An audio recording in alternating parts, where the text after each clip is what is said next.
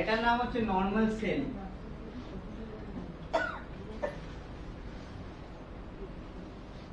ওকে, এ কি করেছে, এটাকে বলে প্রোটন।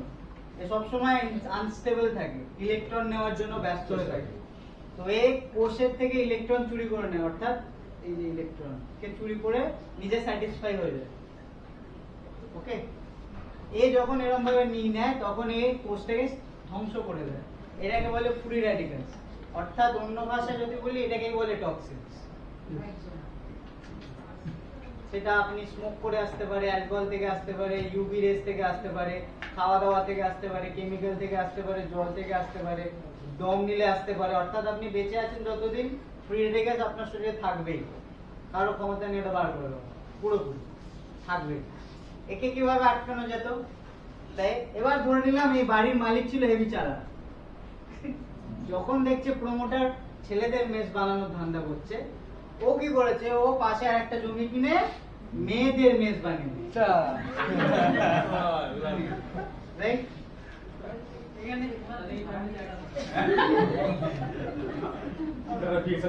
সেটা না, সিঙ্গেল লোক, সিঙ্গেল ছেলে, সিঙ্গেল মেয়ে, তো দুজনের অ্যাট্রাকশন বেশি হবে, তারা আর কেন দম্পতির দিকে তাকাতে হবে? Yes or no?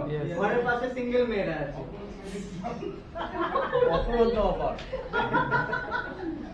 Right? Single lady, they are always ready to mingle.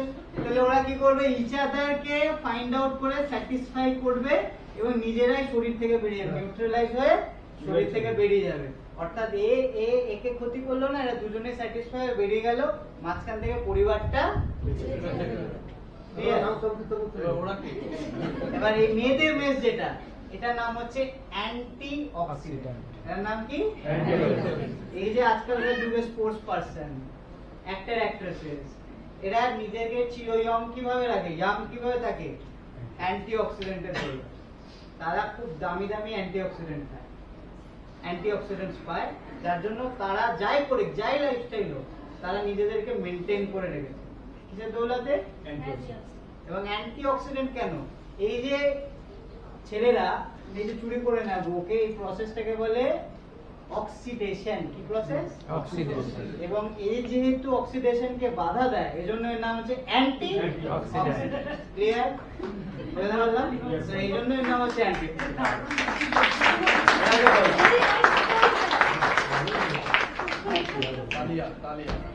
হলো। এবার ফ্রি র্যাডিক্যাল অন্যতম কারণ হচ্ছে ক্যান্সার, যেহেতু ক্যান্সার টিউমার সিস্ট বলছি, তো এই জন্য গল্পটা গাইতে হলো আমাকে। ফ্রি র্যাডিক্যালস হচ্ছে অন্যতম কারণ টিউমার, ক্যান্সার, সিস্টেম। ওকে, তো যত আপনি অ্যান্টিঅক্সিডেন্ট দিতে থাকবেন শরীরে, আপনি মানে মুক্ত আছেন, সুস্থ আছেন, মুক্ত আছেন ক্যান্সারের থেকে। এবং অ্যান্টি ক্যান্সারিয়াস, আচ্ছা বোঝাবো প্রোডাক্টে। ক্যান্সার কি একটু বলে নিই। ক্যান্সার হচ্ছে ধরুন এরকমই নেটওয়ার্কিং। ক্যান্সার হচ্ছে নেটওয়ার্কিং, ঠিক আছে? আপনার টিমে একটা পাগলা লোক এসছে যে আপনার কথা শোনে না, সবার টিমে ওই জন্য আপনারা রিলেট করতে পারবেন বলে উদাহরণটা দিলাম। সবার টিমে আছে এরকম একটা, তো এই যে পাগলা লোকটা আছে, আপলাইনের কথা শোনে না, কারোর কথা শোনে না, ইনফ্যাক্ট সে নিজের মতো করবে এবং কারোর পাওয়ার ক্ষমতা নেই তাকে আটকাবে। ক্লিয়ার? তো ও নিজের মতো করবে। ঠিক সেম আপনাদের শরীরে যখন এরকম একটা কোষ পাগল হয়ে যায় ডিউ টু ফ্রি র্যাডিক্যালস, পাগল হয়ে যায়, ও মেটাবলিজমের কথা শোনে না। কার কথা? আপলাইন। মেটাবলিজমের কথা শোনে না, ও নিজের মতো করবে। কি করবে? ও বিভাজিত হবে। কোষের কাজ হচ্ছে ভেঙে দুটো কোষ, একটা কোষ ভাঙে দুটো কোষ, দুটো কোষ ভেঙে চারটে কোষ, চারটে ভেঙে 8টা, 16টা, 32টা, আমরা চলতে থাকি। তো এই যে কখন ভাঙবো কখন ভাঙবো না, এটা কে অর্ডার দেয়? মনে আছে তো? মেটাবলিজম। এই যে ভাঙতে হবে আর কখন ভাঙতে হবে না, এই অর্ডারটা সে মানে না, ফলো করে না। এবং সে যে সেলগুলো জন্ম দেয়, অর্থাৎ সে যাকে যাকে জয়েন করায়, সেও তার মতোই পাগল। তারাও শোনে না, তারাও বোঝে না। এটা হচ্ছে পাগলের একটা নেটওয়ার্ক তৈরি হয়, রাইট? তো এই যে নেটওয়ার্ক, এটাকেই বলা হয় প্রথমে সিস্ট, যদি ইনঅ্যাক্টিভ কোষ হয়। যদি অ্যাক্টিভ কোষ হয় তাহলে বলা হয় টিউমার, এবং টিউমারের পরের স্টেজ হলো ক্যান্সার, এবং ক্যান্সারের বিভিন্ন স্টেজেস আছে। তো এটাকে বলে, ক্যান্সারকে অন্য ভাষায় বলে DNA defective disease. DNA defective, প্রত্যেক কোষে একটা ডিএনএ থাকে, ডিএনএ হচ্ছে তার ব্রেন, ব্রেনটা যখন পাগল হয়ে যায় তখন ডিএনএ ডিফেক্টিভ হয়ে গেছে, অর্থাৎ সে কোষ ভেঙেই যাচ্ছে। এবার আপনার ওখানে ভাঙছে, গ্ল্যান্ড হচ্ছে তৈরি, ফুলে যাচ্ছে, গ্ল্যান্ড হচ্ছে আস্তে আস্তে ফুলে যাচ্ছে, এটাকে বলে টিউমার। টিউমার যখন একটা পাহাড় হয়ে গেছে, ওপরে তো খাওয়ার জন্য খাবার চাই, ওর নিজের ব্লাড লাইন নিজেই তৈরি করে নেয়, আর যখন ব্লাড সেলে কোষ চলে যায়, টিউমার ক্যান্সার কোষ, ওটা হয়ে যায় ব্লাড ক্যান্সার, অর্থাৎ আপনাকে আর বাঁচানো পসিবল নয়। ব্লাড তো সারা শরীরে ঘুরে বেড়াচ্ছে, কোথা থেকে আপনি কেমো দিয়ে মারবেন, বুঝতে পেরেছেন? এই জন্য cancer is a non curable disease, এটাকে বলে ডিএনএ ডিফেক্টিভ। যদিও এখন রাশিয়া দাওয়া করছে যে ক্যান্সার, অ্যান্টি ক্যান্সার কিছু একটা আবিষ্কার করেছে তারা, যেটা ক্যান্সারকে পুরোপুরি নিরাময় করেছে, রাশিয়া দাওয়া করছে, জানি না। তো অ্যান্টি ক্যান্সারিয়াস বা টিউমার সিস্টের জন্য কি দেবেন? Tumour cyst cancer, in fact heading দিন tumour cyst cancer. Number 1 curcumin plus, একটাই আমাদের সাপ্লিমেন্ট, একদম ক্যান্সার পেশেন্টকে নর্মাল করেছে, কেমোথেরাপি পেশেন্টের মাথায় আবার চুল গুজিয়ে দিয়েছে, curcumin plus. Anti ক্যান্সারিয়াস product number 1 curcumin plus.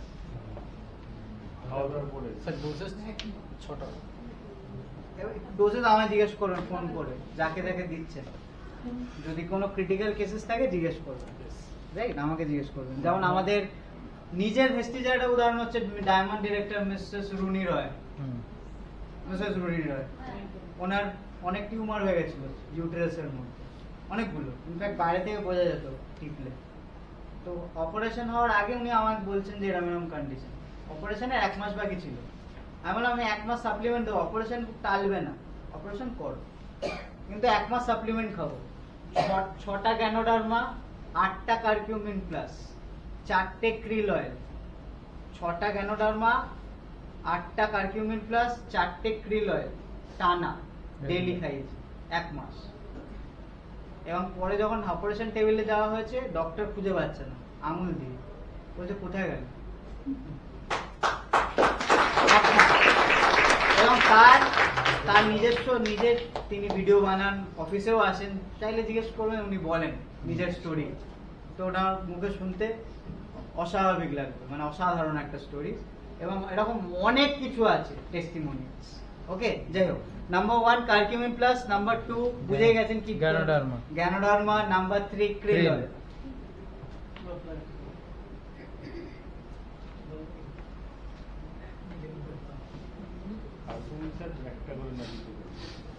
দুটো normally curcumin, Ganoderma, krill oil, এই 3টে মাস্ট। এবার সাথে দেবেন সিএমডি। দেখুন Ganoderma Noni is equal to same, ওই জন্য আমি গ্যানোডার্মা প্রেফার করি ননির থেকে। কেন বলুন তো? ননি সবাই শুট করে না, চ্যাট করে, কিন্তু গ্যানোডার্মা সবাই শুট করে। ননি as equal to same Ganoderma, একই কম্পাউন্ড, আলাদা, কার্যকারিতা একই, শুধু ননির কিছু আলাদা বেনিফিট আছে। কি কি আছে? পেটের ক্ষেত্রে, অ্যাসিডিটির ক্ষেত্রে, গ্যাসের ক্ষেত্রে, ব্যথার ক্ষেত্রে ননির প্লাস পয়েন্ট আছে, কিন্তু গ্যানোডার্মার প্লাস পয়েন্ট আছে অনেক কিছু, একই কাজ প্রায়। তো গ্যানোডার্মা এক্ষেত্রে preferable. Aloe vera, anti cancer is number 1, aloe vera as a product. আমি সব লিখিয়ে দিচ্ছি, যেটা যার যার প্রায়োরিটি নেবে, বাস, আর কিছু লাগবে না। কাফি, হ্যাঁ, বা খুব ভালো প্রশ্ন। স্যার বলছেন যে ফ্রি রেডিকালস তো আসবেই, কেউ আটকাতে পারবে না, তাহলে অ্যান্টি অক্সিডেন্টস কি কি নেবো যাতে আমার পরিবার, মানে আমার কোষগুলো বেঁচে যায়, রাইট? তো সেক্ষেত্রে অ্যান্টি অক্সিডেন্ট যদি নিতে চান, সব থেকে বেশি অ্যান্টি অক্সিডেন্ট যেটা আছে সেটা হচ্ছে ভেসলিন টি। ভেসলিন টি প্রচন্ড অ্যান্টি অক্সিডেন্ট যুক্ত। Green coffee, green tea, garcinia cambogia, right? এই কম্বিনেশন অদ্ভুত কম্বিনেশন, অসাধারণ। বেসলিম টি যদি অ্যান্টিঅক্সিডেন্ট নিতে হয়, ভরপুর অ্যান্টিঅক্সিডেন্ট। আমাদের জিটা টিতেও ভরপুর অ্যান্টিঅক্সিডেন্টস আছে। জিটা নরমাল টি অ্যান্টিঅক্সিডেন্ট ভরপুর আছে। সিবাকথন, হ্যাঁ বলতে পারেন অ্যান্টিঅক্সিডেন্ট। সিবাকথন mainly minerals. হ্যাঁ লিখুন, জিটা নরমাল টি, বেসলিম টি, অ্যান্টিঅক্সিডেন্টস।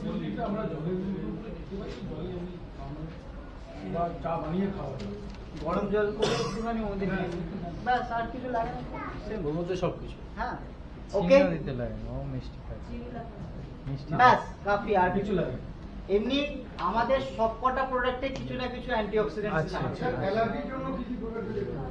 অ্যালার্জির জন্য নিম, গ্যানোডার্মা, কারকিউমিন প্লাস, তিনটেই হচ্ছে অ্যালার্জির জন্য। নিম, গ্যানোডার্মা, কারকিউমিন প্লাস। কিন্তু অ্যালার্জির অনেক ভাগ আছে, অনেক কাইন্ড আছে। কেন হচ্ছে এগুলো যাচাই না করে দেওয়া একটু মুশকিল।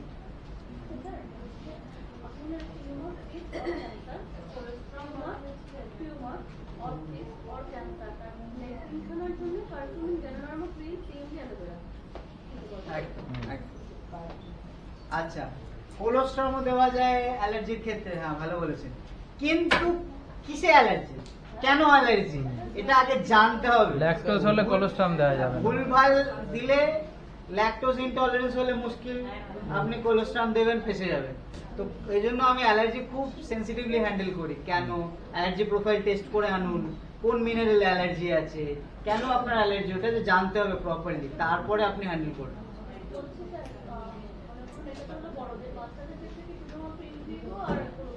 ব্যাস, আর কিছু লাগবে না। আমি বাচ্চাদের আর কিছু দিতে বারণ করি, কারণ বাচ্চাদের ন্যাচারালি গ্রো হতে দিন। প্রথম থেকেই হ্যান্ডিক্যাপ বানিয়ে দেওয়ার দরকার, এর ওপর ডিপেন্ডেন্ট, ওর ওপর ডিপেন্ডেন্ট। প্রোটিন দিলাম, প্রপার জিনিস যেটা দেওয়া ছিল দিলাম, এবার তৈরি হতে দিন। সে রোগ হোক না, রোগ হলে তো ইমিউন সিস্টেম তৈরি হবে, কোনো অসুবিধা নেই। প্রোটিন পাউডার আপনি যদি কম কোয়ান্টিটি করে দেন তাহলে টানা খেয়ে যেতে পারে। বেশি কোয়ান্টিটির দরকার নেই, 1 teaspoon is enough. Okay, plus এবার আমি জানি অনেকের মনে প্রশ্ন আছে, আমার করবেন পরে, এখনো বেঁচে আছি ক বছর, কোনো চাপ নেই, বিন্দাস প্রশ্ন করবেন। আপাতত আমি এখানে ক্লাস শেষ করছি, কারণ এবার ম্যাডামকে আমি হ্যান্ড ওভার করবো। স্যার বলছি, ফুড প্যাচ ইউজ করলে কি পায়ের পাতা জ্বলে? আর যদি কারো মানে যে স্কিন অ্যালার্জিটার ব্যাপারে একটু বলুন, যেটা স্কিনের যেটা প্রবলেম, সোরাইসিস কেউ একজন বলছিলেন, স্কিন অ্যালার্জিস। তো স্কিন প্রবলেম, ধরুন স্কিন অ্যালার্জিস, এক্ষেত্রে স্কিন এক্সপার্ট, আমাদের যে স্কিন এক্সপার্ট আছে তার থেকে অবশ্যই আপনি নেবেন, কারণ কিছু ক্রিম অ্যাপ্লাই করতে হয়। আমি ইন্টারনাল বলতে পারি যে ইন্টারনালি আমি কি কি সাপ্লিমেন্ট দিতে পারি। ইনারটা চাইছেন, তো সোরাইসিসের ক্ষেত্রে মেইন যেটা হচ্ছে সেটা হচ্ছে আপনার নিম, অবশ্যই নিম। এবং আমি তো বলি নিম অয়েল ডাইরেক্ট অ্যাপ্লাই করার জন্য, নিম অয়েলটাকে ফুটো করে ডাইরেক্ট অ্যাপ্লাই করার জন্য। একটাই নিমের ডোজ একটা। এবং টক্স ক্লিন নাম্বার 2।